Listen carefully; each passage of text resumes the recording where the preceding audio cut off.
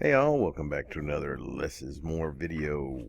Want to go over a few things today. Number one, of course, is this thing right here. It's called a retriever from Thermal Expansion. This thing makes your life so much easier. If you recall, I had quite a well, I don't know if I ever showed it on video. Initially, I just had a kind of a Buildcraft gate thing here, kind of controlling the amount of string. The retriever fixed that, and eventually I had another one underneath kind of controlling how much of the impregnated sticks were coming out of here, and that fixed that also. These retrievers are kind of neat. They do exactly what you would think they would do. So if we look at them, they're a little bit more expensive because they do take Enderium, every one of them, and an Eye of Ender. Now, of course, I'm using Resonant because they're quicker, but it's all Enderium, some hardened glass. It's flipping through the different options, but hardened glass basically. Excuse me, a little frog in the throat this morning. But if we open them up, you've got your typical servo type deal, and then of course you have the same filter that you would have with the servos or filters. And but this is where it kind of gets neat. This is right here saying how much it'll pull out, and this one right here is saying how much to keep in the inventory. So that makes this so much simpler. I just tell it I want. On this one, I only want it to pull or keep 64 string in here. And this one, if I can click the actual retriever, this one I'm telling it I only want 64 impregnated sticks. So it keeps it just the inventory where I want it. Okay, so now I don't have to have the gates pulsing and all that jazz. This really kind of helps with. Damn it. Sorry. Stupid e-cig, and I gotta recharge it. I forgot to charge it last night.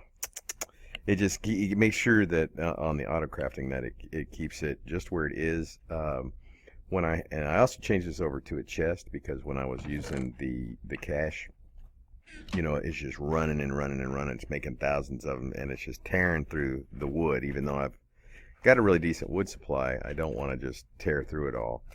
But I am working on that. I'm working currently to make my perfect tree. It's going to be jungle tree tall, no fruit, so I don't have to worry about fruit clogging up my crap, and it should just produce a lot more wood for me. So I'll probably finish that by the end of the episode. But over here, and I need to set this up for these two. I've got two bees. One's making iron, just because, believe it or not, I go through tons of iron, more than probably any other metal. Of course, that's every mod pack. So I've got a bee that's producing iron grains, and so I've set it up. Instead of just storing it, I'm just automatically processing that and ferrous metal. Ferrous metal is also one that I need to get into more of. I will probably have to run another quarry before I do a frame quarry, just because it takes a lot of ferrous and iron to make those frames. So that's all set up there, and then of course it comes down and goes over into this tesseract, which goes into our sorting system. We have another bee that's making quartz and wheat. The monastic bee makes quartz and wheat, and this one is the one that comes from. We're making so many combs, oily combs, that just one centrifuge over here is just constantly full of them. Is that a petroleum comb? Petroleum combs are about a half as often as the make a ton of these with the diamond bees too. So I need to set up something like that for the diamond fragments and the platinum grains. This gives me shiny metal. It's because I have very, very few of those. I have made maybe 200 ingots. So, and these, of course, you need to make tesseracts, which I seem to be making a ton of. So real quick before I end, what I'm going to do is go and get this tree together. And I'm doing that by taking the ones, I'm trying to get the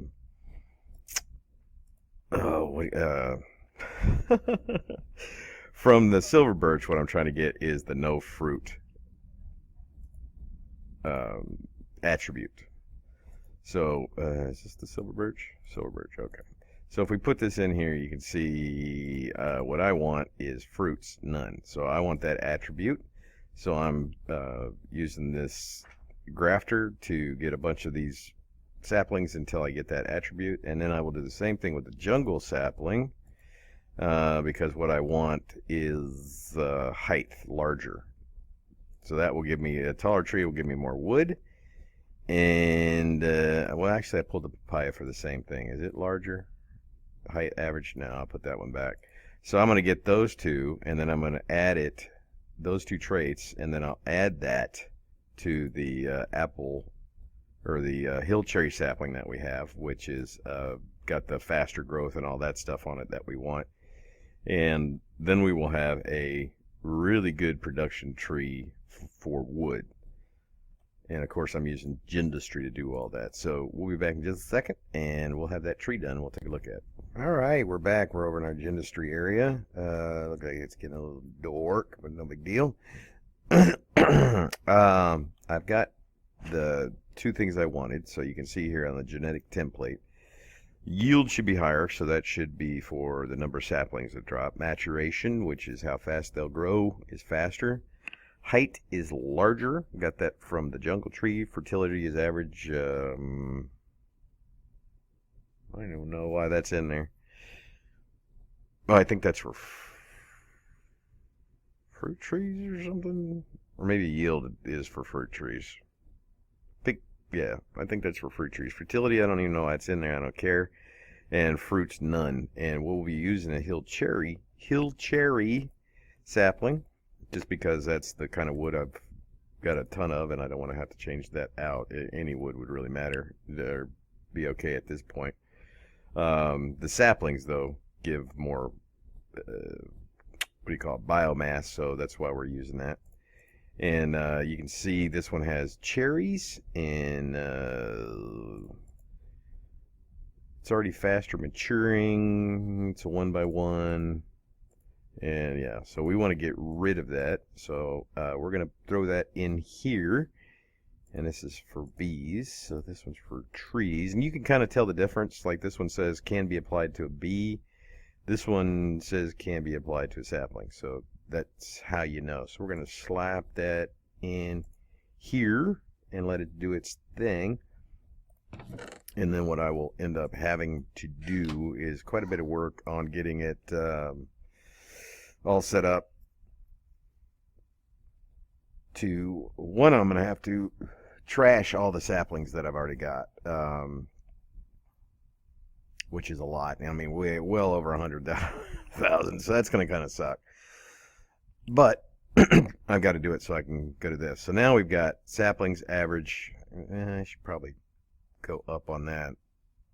That'll be fine for now, because I'm not really using the biomass right now, so I can afford to let it build up. Matures faster, height larger, and the really important part, so I don't get assaulted by fruit all the time, fruits none. So we have a hill cherry that doesn't drop those damn little cherries, and they assault me every time I go over there, because the system doesn't pick them up, because it's considered a... Well, I don't know why it doesn't pick it up, because it does pick up apples, which would be considered a fruit, so... I have no idea. I have no idea why it doesn't pick that up. But yeah, so next time we come back, our wood production should be much higher. And the only reason I'm worried about fruit is the frames, since they're constantly running now, they're constantly pulling wood out. And it's 2 logs, not planks, to make an impregnated stick. So that's quite a bit of wood when you're talking, 64 frames. So I mean, we're still in the plus, but I want to make sure we always have a sickly gross amount of stuff to use. So that's going to be it for this episode. And I do want to mention that somebody, and of course it's anonymous to me, because unless they choose to leave a message, I don't know who it is, sent $50 over via the fan funding. I certainly appreciate that. Now, I don't have it yet, and I'm not really sure when I get it. I think it's like on the 1st of the month. So I'll be adding a PayPal link to down in the description of the videos. So if you want to help support the page and help me out getting some better equipment and replacing some of the equipment that I've got dead, you can click there, or of course you can still use the fan funding button. Just be aware, I don't think that I get that until the first of the month, and I'm a little frightened because there's some people saying that they're not getting there. So if that happens, we should all be upset. But whoever you are, I certainly appreciate it. I wish you would have left a name so I could give you credit. I do believe, after clicking through all the reports and everything, that it was somebody out of Australia. I'm not 100% sure. Like I said, I really don't know what I'm looking at because I've never really gotten money from YouTube before. I mean, that's no joke. So, guys, I appreciate you coming by, and until next time, I will see y'all later.